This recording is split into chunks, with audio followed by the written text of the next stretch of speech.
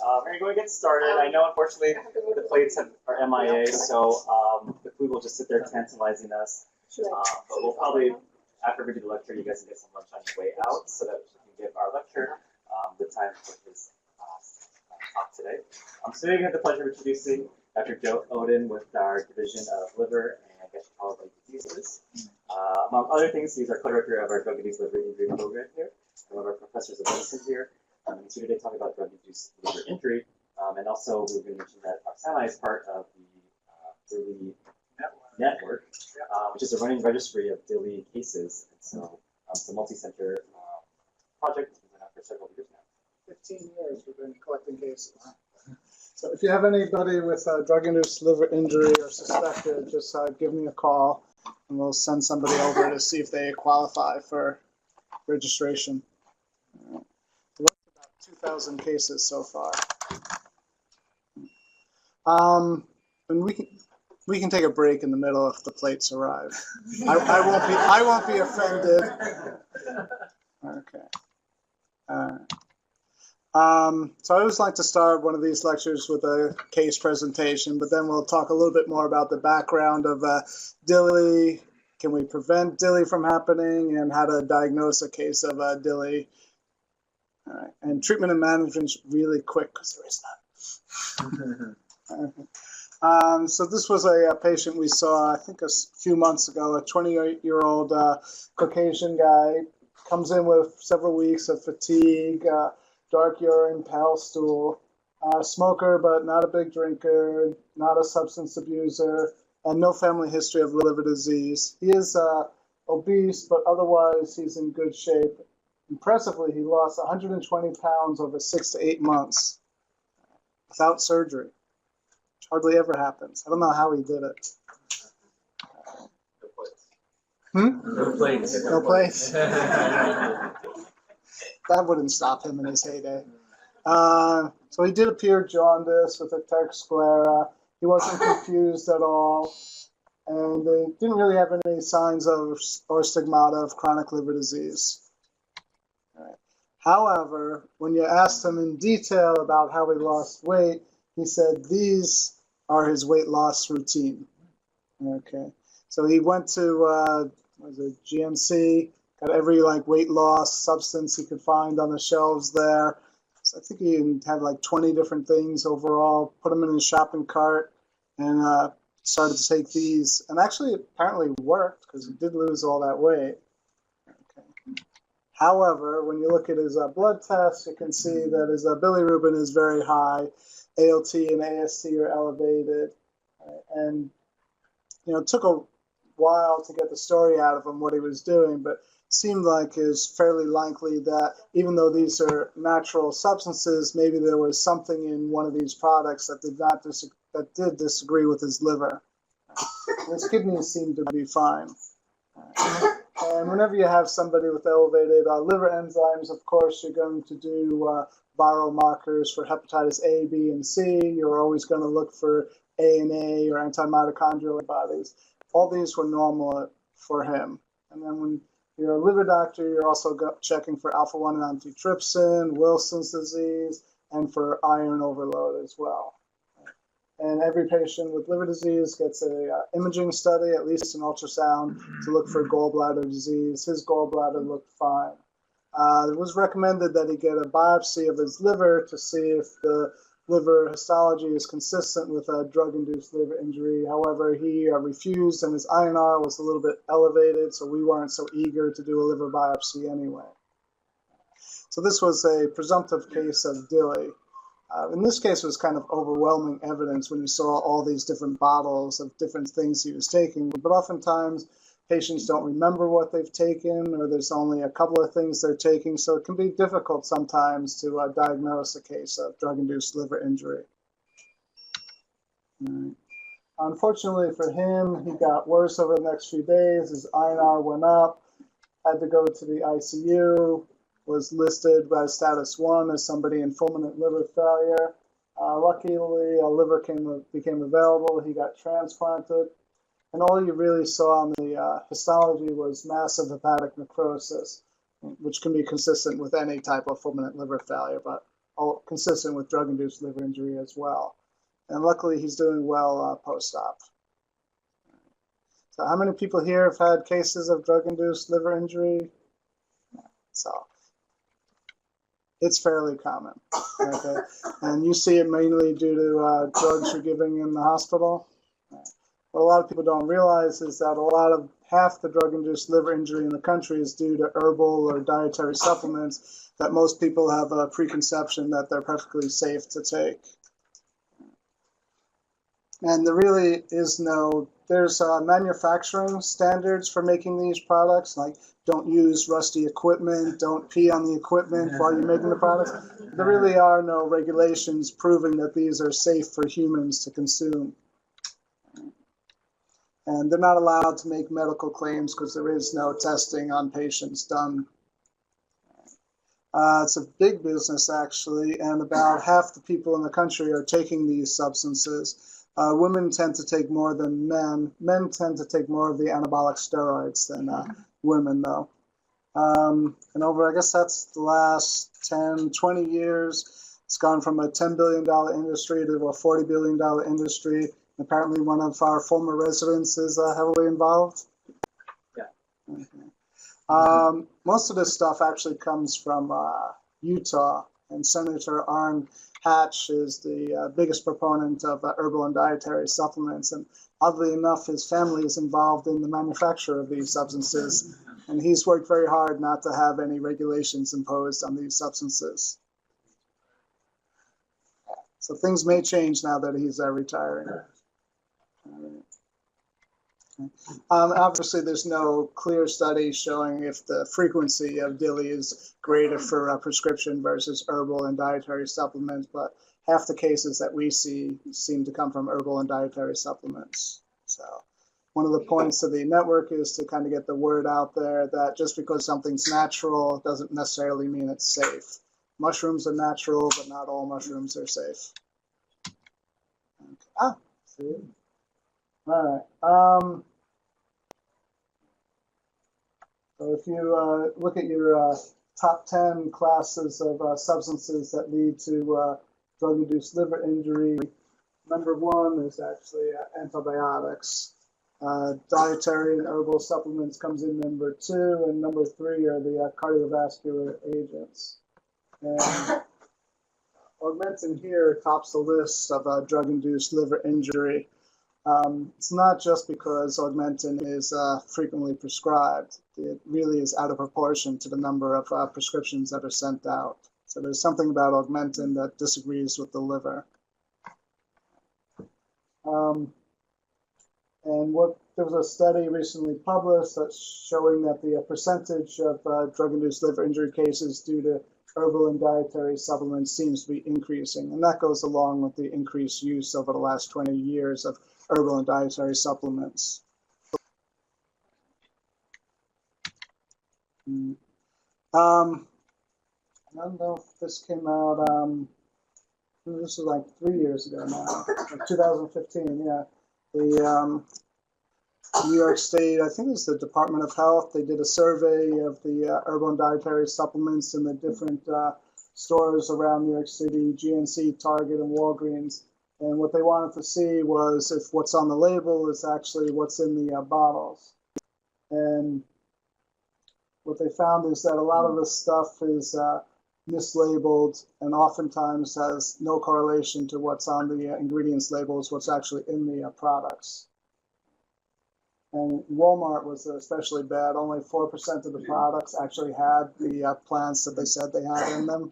So when you're taking these substances, you really don't know what you're getting. And there was a big hullabaloo back then about should they pull everything off the shelves. And then all the companies, they agreed that they would do better and try harder and stuff. So, but there'll be probably a repeat survey in the not too distant future. So, and this is obviously important also for people with allergies. If you have a peanut allergy and you're taking something and you don't actually know what's in it, you could be in for a lot of trouble.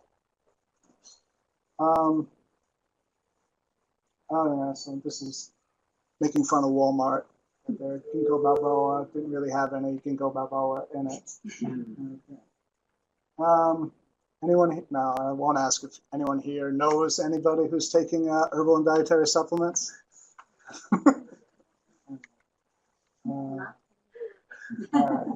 So obviously, if you're allergic to peanuts and soybeans, maybe you want to stay away from these products.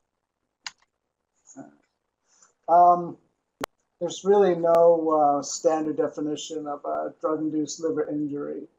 For purposes of new drugs, when they're coming out, the pharmaceutical companies use something called Hy's Law to determine which drugs are most likely to be too toxic to bring to market. And the criteria in Hy's Law is that ALT, AST elevations of 3 times the upper limit of normal, total bilirubin greater than 2 times the upper limit of normal, and absence of initial findings of cholestasis. Obviously, they have pre-existing cholestasis. You wouldn't blame the drug for that. So basically, it's the first 2 things. The third category, those people are not allowed into the trials to begin with. And obviously, you have to try and rule out other reasons for the cholestasis. And the reason Hy's Law was used is because it's known that of the people who meet Hy's Law, 10% of those will die from the drug-induced liver injury. Obviously, you don't want to bring a drug to market that's going to kill 10% of the people. It's just poor form.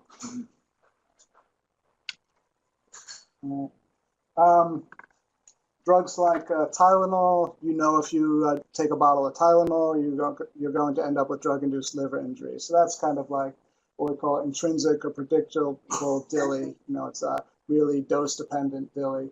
However, what this DILI network is trying to do is trying to be able to predict who's going to develop idiosyncratic DILI, where it's like 1 in a million or 10 in 10,000 people develop a drug-induced liver injury from amoxicillin.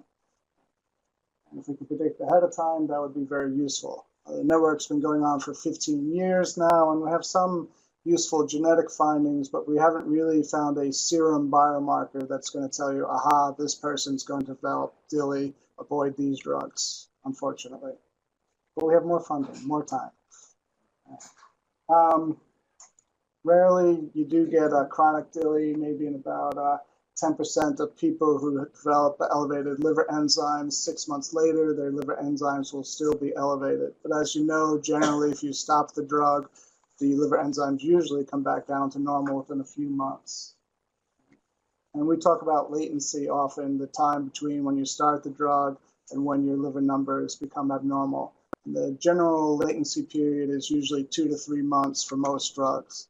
However, there are some antibiotics like Cipro or something where you can see elevated liver enzymes like 3 days after the initial dose. And there are other drugs like statins. It can be like 5 years later, suddenly their liver enzymes are going up. Or nitrofurantoin or methotrexate, those patients are often on it for years before their liver numbers go up. But 2 to 3 months is usually what I'm looking for when I see a patient in the hospital, to see what happened 3 months beforehand, to see what caused the drug-induced liver injury. Obviously, the best way to prove something is causing drug-induced liver injury is to re-challenge them with the same drug and see if you get the same effect all over again. It's not always recommended. So how many people think DILI is frequent in the hospital? You would know best, I guess. So there have been some epidemiological studies. For the most part, it's underestimated the number of episodes of DILI that occur. Because most cases are asymptomatic and self-limited. So estimates are anywhere from 1 in 100 to 1 in 100,000 episodes per drug. Getting hepatocellular injury with jaundice is uncommon, but if you do have elevated AST, ALT, and your jaundice, there is a 10% mortality. Acute liver failure is very rare from drug-induced liver injury, only like about 15 per million per year. And most of these are due to Tylenol overdose, not to the idiosyncratic cases that I mentioned. So about 3% of hospital admissions apparently are due to drug-induced liver injury, and it does lead to about 600 liver transplants a year in the United States. Obviously, Tylenol is the most common one. Of those admitted with elevated AST, ALT, and jaundice. About 10% of them go on to be listed for liver transplant. And it's very commonly prescribed drugs that are the leading causes of drug-induced liver injury. Good thing to know is marijuana does not cause liver injury. So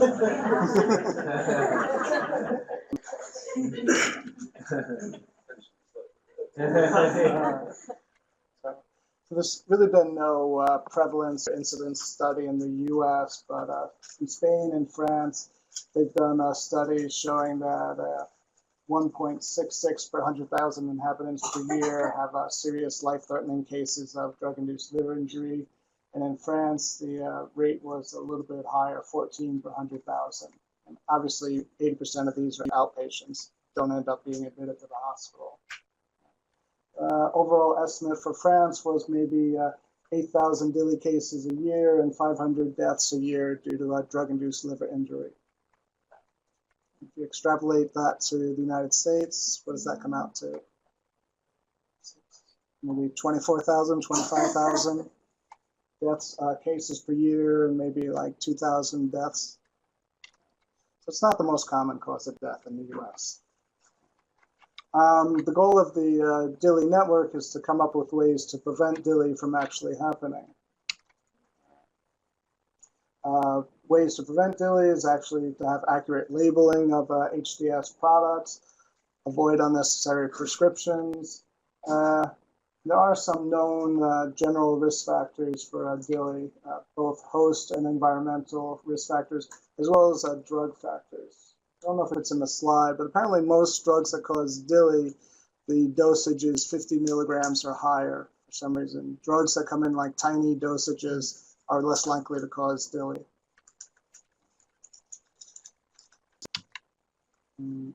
So the host factors, older age, female sex, pregnancy, malnutrition, obesity, diabetes, and a few other things are risk factors for drug-induced liver injury. Smoking, alcohol consumption, and already having some type of inflammatory condition also predispose you to drug-induced liver injury. We have plates. And as I mentioned, the daily dose, 50 milligrams or higher, is more likely to be a drug that causes drug-induced liver injury.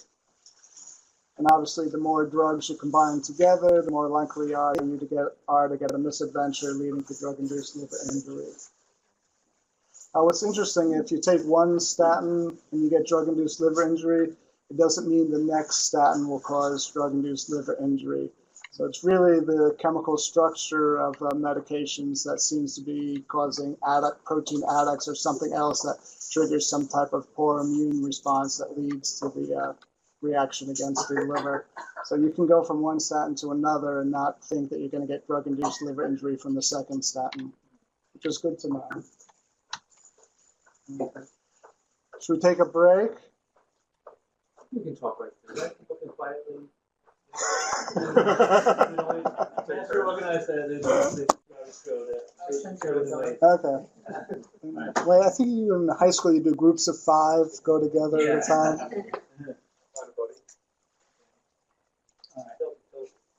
That they have. Any questions so far? In the absence of risk factor, let's say a young person coming exposed to some antibiotics for some cystitis, coming with antibiotics, and we think that it's DILI.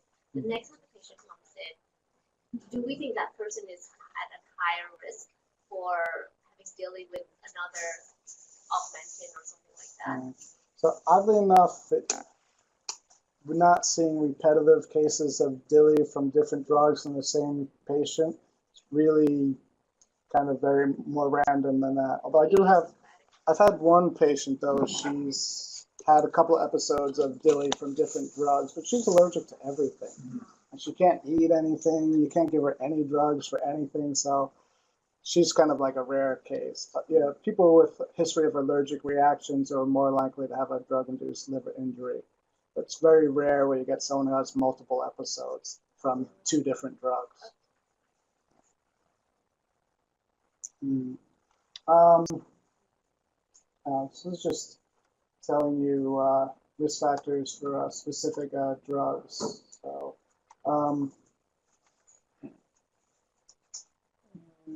none of these I remember, so I don't expect you to remember them. But there are, for occasionally, people who are obese are more likely to have DILI from methotrexate. If you're fasting and your glutathione levels are low, you're more likely to be susceptible to acetaminophen-induced DILI.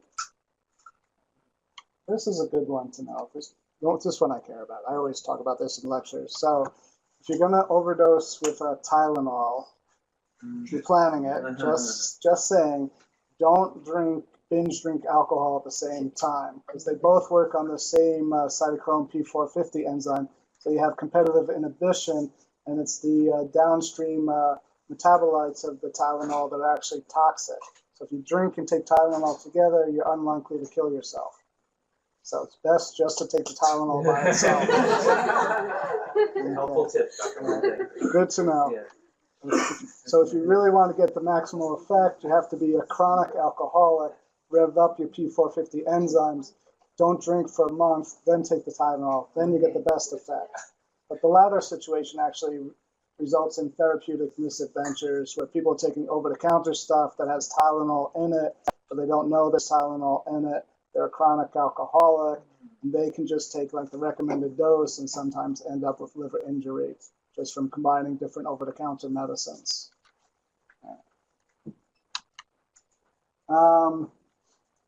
So the more drugs you take, the more likely you are to develop drug-induced liver injury.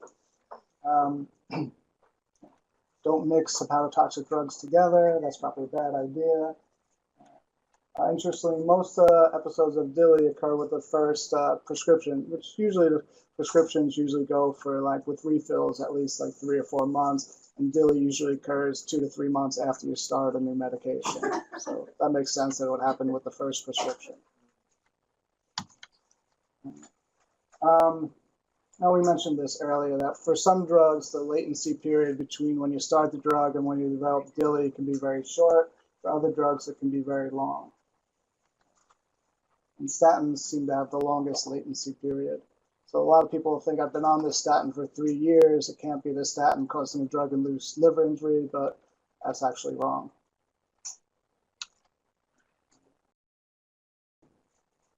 And there's not a lot of these drugs, there's an immune component to it, but the actual pathogenesis, what really initially triggers the immune system response is really not known. Whether it's protein adducts or some direct toxicity to mitochondria is really not known for most of the drugs. There's some few drugs where we kind of know the pattern of injury. Valproic acid causes mitochondrial injury. And whenever you have mitochondrial injury in the liver, you get like a fatty liver. So that valproic acid, you can see on a biopsy, you see microvesicular fat in the liver, and you know that's valproic acid toxicity. But most of the drugs are really not sure what happens. There are a lot of HLA associations with different types of drug-induced liver injury. So someday when we have personalized medicine and we know everyone's HLA pattern, you may be able to say you should stay away from certain drugs because you're more likely to get drug-induced liver injury from that drug. But we're not quite there yet. And TB treatment, which has been associated with different polymorphisms in several different genes. Unfortunately, it varies geographically. So from country to country, you see different patterns. So there's no one test that you can do ahead of time to predict toxicity from INH or other TB medications.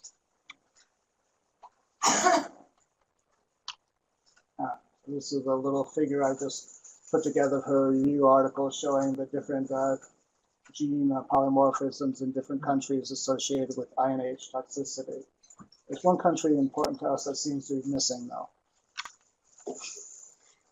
The U.S. So the U.S., there's really no associations reported in the U.S. other than for people coming from other countries.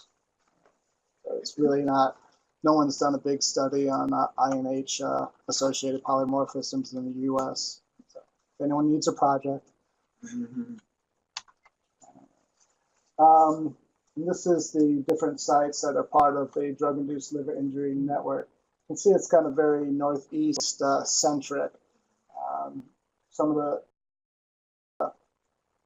network is it's not really evenly distributed across the country. It's mostly in cities. We're not getting a lot of minorities enrolled in the network, so we could use a lot more Asian and Hispanic and African American patients. But actually, for some reason, African Americans have a lower frequency of drug-induced liver injury, but if they do develop it, it's usually more severe, which is a little bit of a conundrum. And as I said before, we have about 2,000 cases collected so far. Is it more severe because they have less access to healthcare and they present later? There's that issue, yes. But that one's hard to tease out, but there's that possibility, but they're less likely to want to be going to see the doctor or have less access.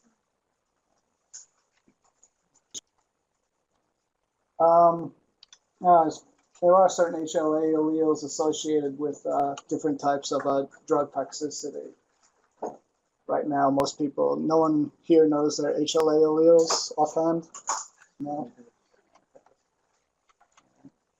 Some of them are pretty striking. Like for terbinafine, the odds ratio, if you have that particular allele, it's a 76 higher fold.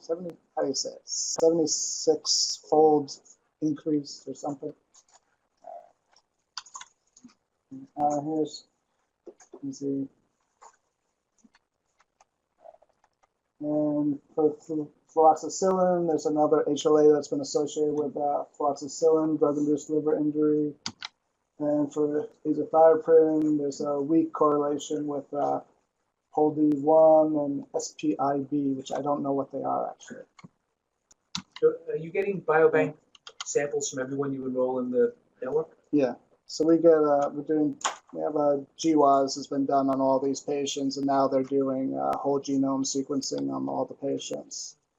So actually, it's one of our genetic colleagues here at Mount Sinai is heavily involved in this. So obviously, I've been hinting at there's really not clinical utility yet in doing genetic testing for predicting drug-induced liver injury yet. Definitely not cost-effective.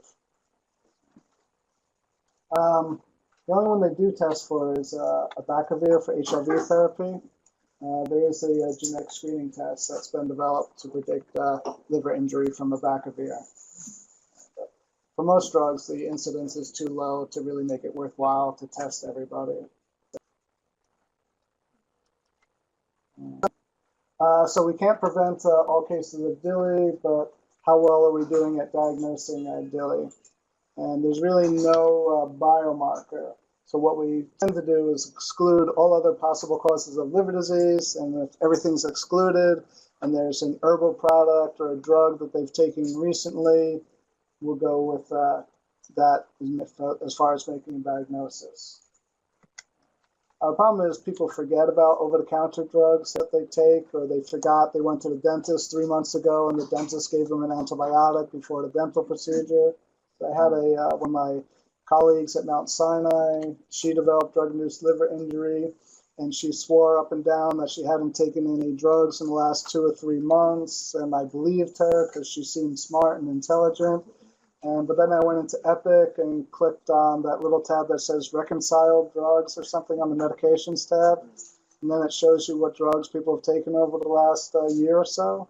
And right there is an antibiotic she'd taken at the dentist a couple of weeks ago that she'd forgotten about. So I always tell the residents and the staff, you have to ask about 10 or 12 times, what have you taken in the last 2 or 3 months before they actually remember sometimes.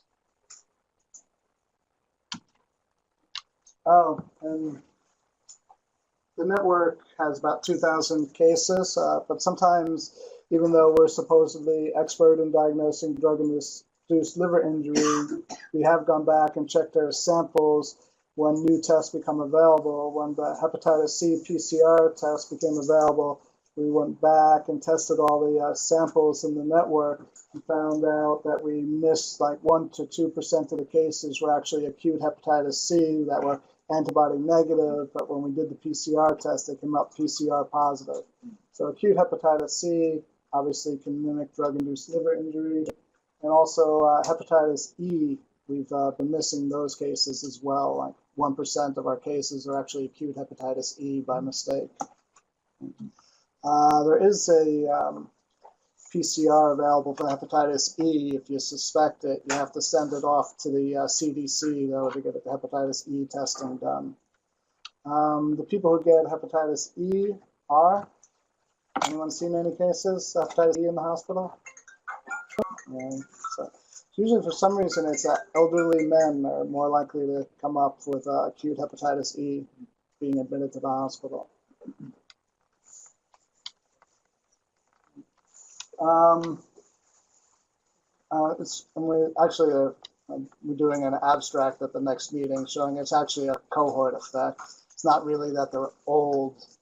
Old age isn't really what's causing it. It's just the previous generation seems to be more susceptible, or some have been exposed, gets more exposure to hepatitis E, but it seems to be a cohort effect, this hepatitis E. Overall, the worldwide incidence of hepatitis E apparently is going down for some reason. So for the biochemical pattern, obviously, you can get a cholestatic picture where the alk-phos and bilirubin seem to be increasing more than the AST-ALT, which you would see in a hepatocellular episode. And we have cutoff things for that. If you divide the alk-phos by the upper limit of normal of alk-phos, and it comes out to less than 2, then that's, I'm sorry, I did it backwards. If you do the AST-ALT divided by the upper limit of normal, and that's less than 2, that's more of a cholestatic picture. Whereas if the AST-ALT ratio is over 5, that's more of a hepatocellular pattern. And sometimes that can be helpful in determining which drug is causing the liver injury for people on multiple drugs, because certain drugs have specific patterns of liver injury that you see. Other drugs are not so helpful, and you can see any type of pattern with the same drug. So you don't always get a cholestatic response for a particular drug. Sometimes a drug can cause both, or it can cause a mixed as well. It's not always. Why do they call it the R value? It's a ratio. Just the. I put an asterisk there, but I didn't put the definition for what the R actually equals. Yeah. So it's obviously because of these mistakes that even we've made in the network, it's important to do hepatitis C RNA testing. Also getting the HEV IgM is important. For those who are immunosuppressed or at risk of viral infections, you can check CMV, EBV, and herpes viruses, because all of those can also cause liver injury in immunosuppressed people or young or elderly patients. Hep E is usually in Southeast Asia and South Asia. Yeah, so that's where it's endemic. So if a patient says, I just went to Bangladesh, it's always hepatitis E when they come into the hospital. But it's actually more prevalent in Europe and America than we previously thought. Everyone deserves an ultrasound when they have liver disease. If they're cholestatic, then they deserve like a MRCP or ERCP. If those come back negative, then we start suspecting drug-induced liver injury. So it's a little bit tongue-in-cheek, but basically exclude all other causes of liver disease. The patient's lab values meet Hy's law. Those patients you should definitely watch closely.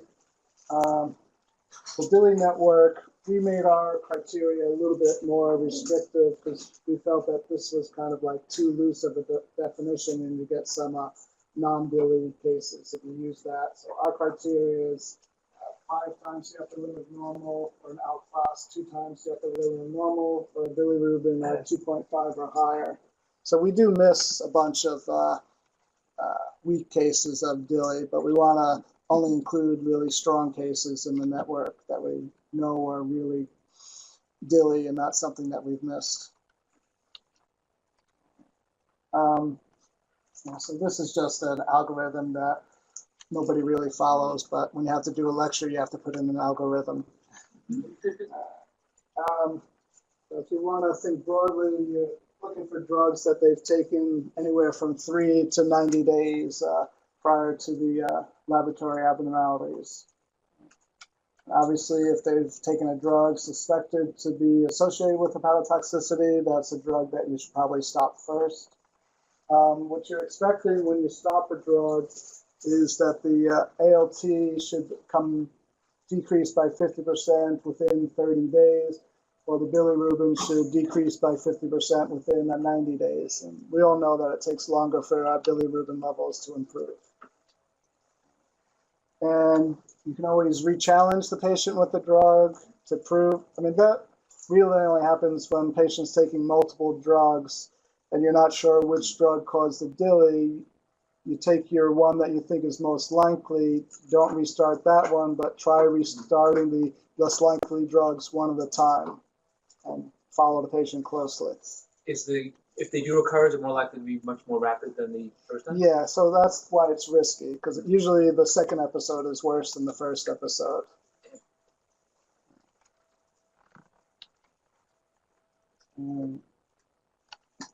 Yeah, so how do you pick out which drug? So this is the best part of the lecture, or the most useful thing. Obviously, I always look for antibiotics first, because 9 out of the top 10 drugs are antibiotics that cause DILI. The only non-antibiotic is diclofenac. So if I see an antibiotic or diclofenac, that's obviously the drug I'm focusing on. Statins are always possible, but usually you blame a statin and it's not the statin.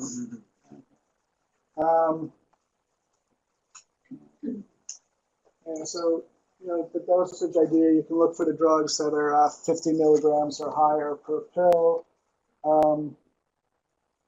Obviously, you're checking when the drugs are starting. Repeatedly ask them about any over-the-counter or herbal supplements that they take. A lot of patients are afraid to tell their doctor that they're taking herbal supplements because they think doctors hate herbal supplements. But the place to go when you really want to check out a particular drug, there's a website called livertox.nih.gov. And there's thousands of drugs listed in there, and it tells you the general description of pattern of liver injury for that particular drug. These are the top 10. So diclofenac is number 10. What you don't see here is there's only really one cephalosporin in the top 10, cephalosporin. So generally, cephalosporins don't cause drug-induced liver injury.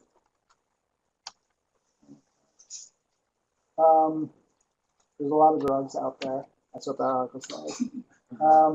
And you can't really memorize this stuff, but there's a lot of different herbal products that have been linked to drug-induced liver injury.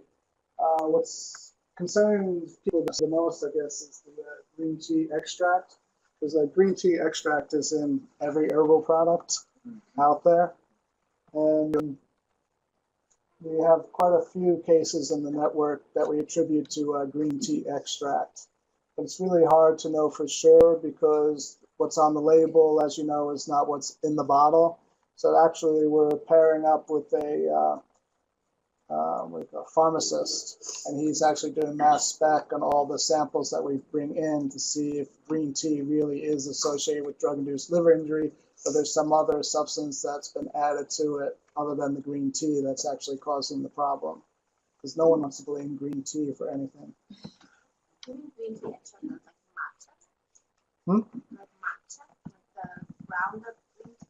Yeah, not the, drinking green, you can drink green tea liquid all day long, and for the most part that doesn't cause any problems, but the green tea extract is concentrated with catechins, and catechins seem to be associated with drug-induced liver injury.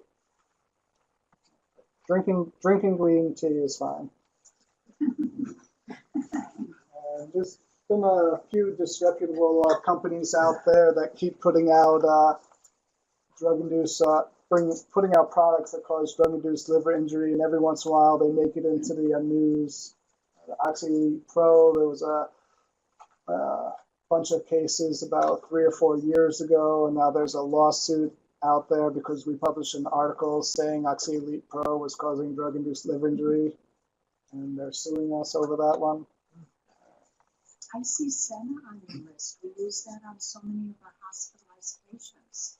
Yeah, so it's a more of an idiosyncratic thing. You know, it's just the 1 in a million person who has a bad reaction. Okay. That's reassuring.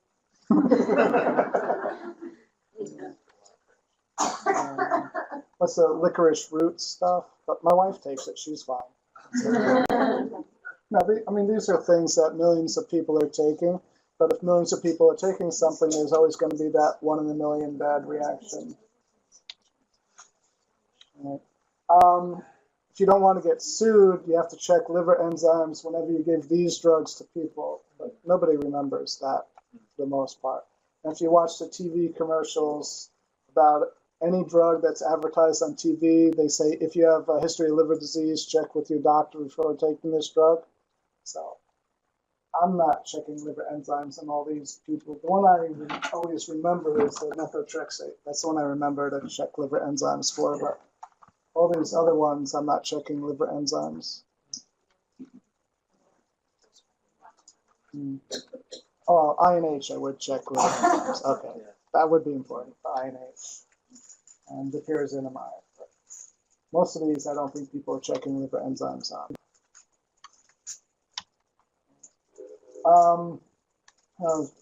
Here's where that slide is.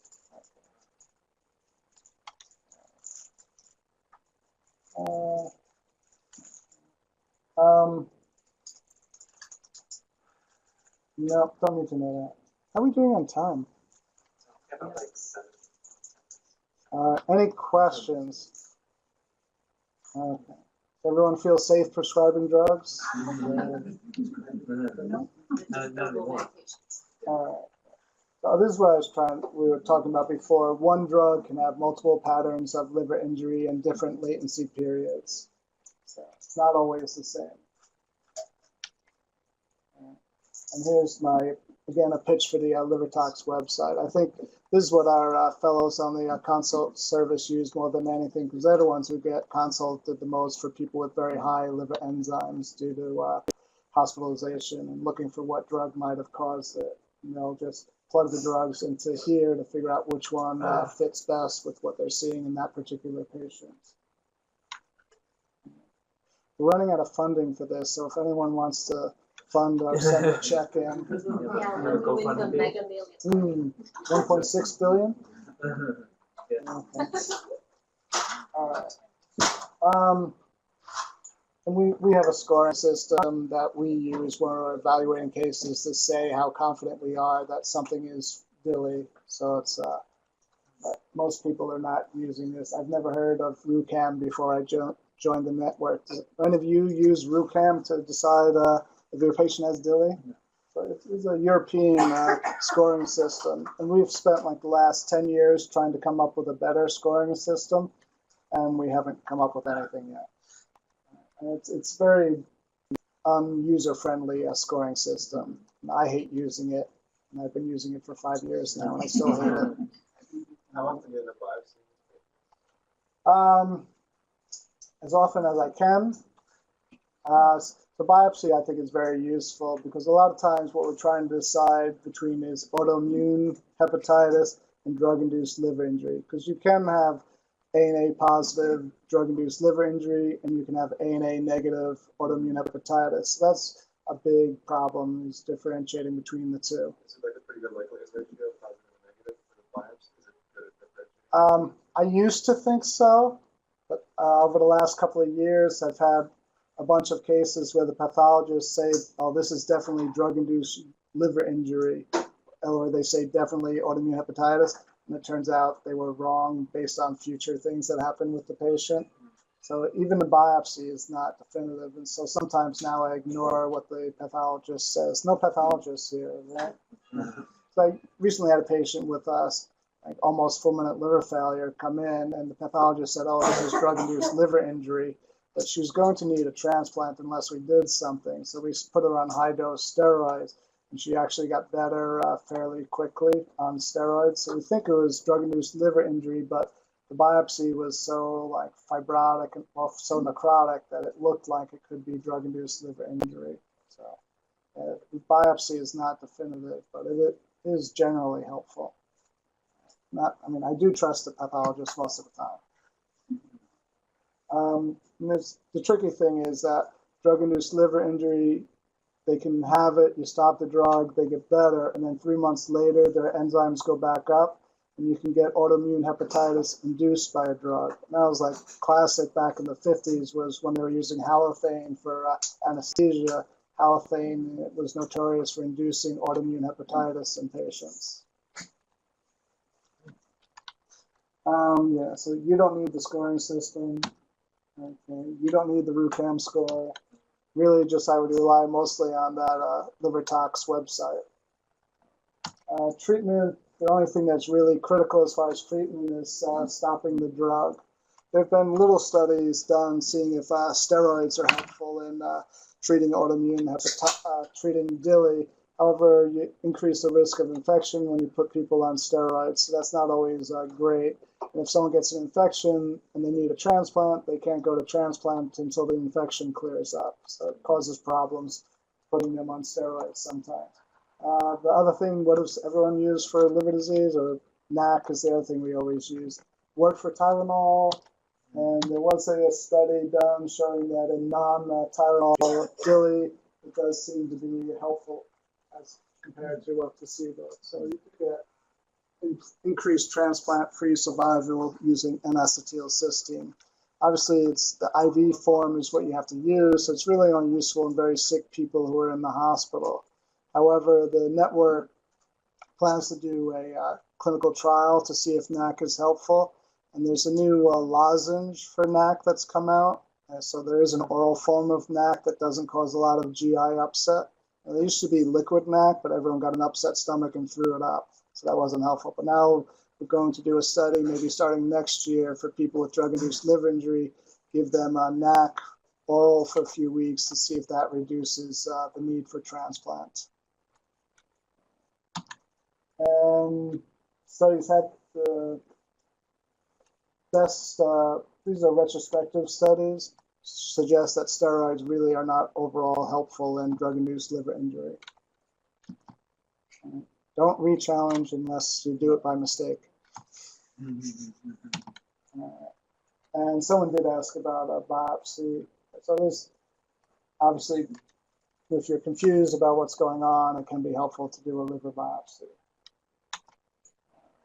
And we're still interested in doing more studies on our patients here, so feel free to call if you have anyone with suspected drug-induced liver injury. If we can come up with a biomarker that increases before ALT or AST increases, then we can probably avoid the worst effects of drug-induced liver injury.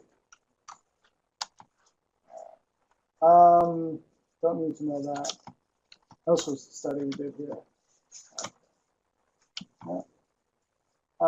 We're doing a study on chemotherapy patients, especially the PD-1 inhibitors, because a lot of them seem to be developing drug-induced autoimmune hepatitis. They also get other types of autoimmune diseases from these PD-1 inhibitors. So chemotherapy patients are useful for looking at DILI. The problem is a lot of them are dying and are sick from other reasons already.